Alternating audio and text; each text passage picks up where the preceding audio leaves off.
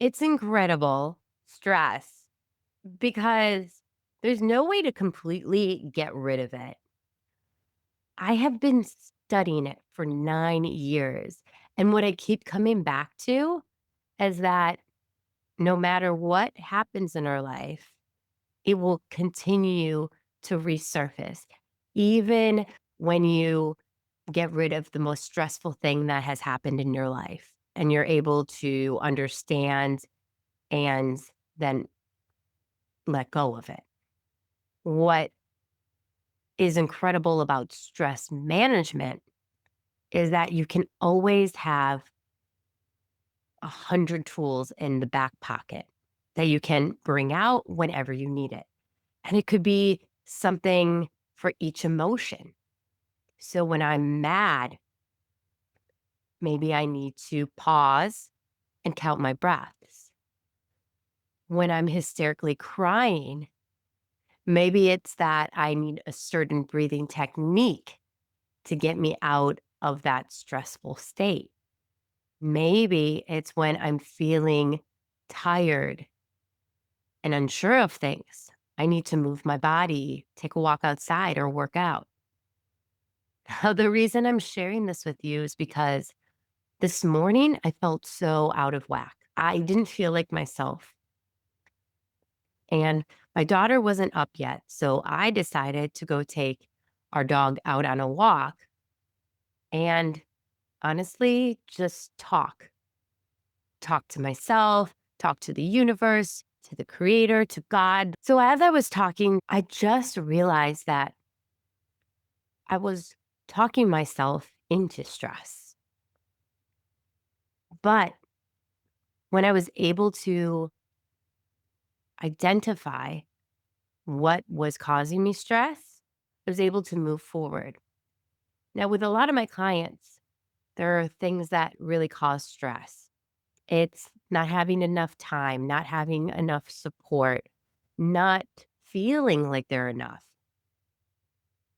not being able to do something that they love, not feeling accepted.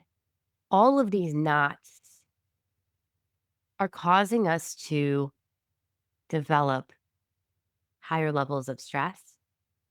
And it can be challenging to let go of that. And that's why going back to stress management techniques, or what I like to call soul building activities, will immediately get you out of the slump. So, my first soul building activity today was talking it out. And then I continued to walk more and more with Presley. I was talking out a lot of things, but I felt that my body started to loosen. I didn't feel as tight. I've been having a lot of neck pain lately. And for some reason, the simple act of walking and talking, it released that tension. And it's funny because I was doing all the right things, like setting up self care opportunities for myself. I was going to a wellness group this morning. I have a massage and a facial planned in the near future. I'm getting us excited and ready for Boo Bash tomorrow with our daughter. And there were so many things to be grateful and excited for, but I was just continually going back to negative aspects of what I was feeling about myself, not being worthy. And the worthiness always tied into my job. For so long, I have been a hustler. I have worked 40-hour shifts. I have worked in music late at night, and I have put in my time for a lot of these things, and it has run me ragged.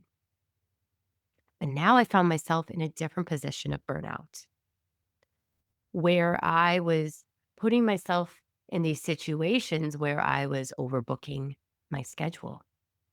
And not only am I tired, but my daughter's tired. So I needed to start to reframe and regroup.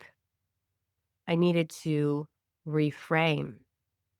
I'm not worthy to I am extremely worthy. And understand that a lot of this stems from my past. And that in order for me to correct it, I need new soul building activities for myself. Some soul building activities like strength training every day doesn't work anymore because I have a family.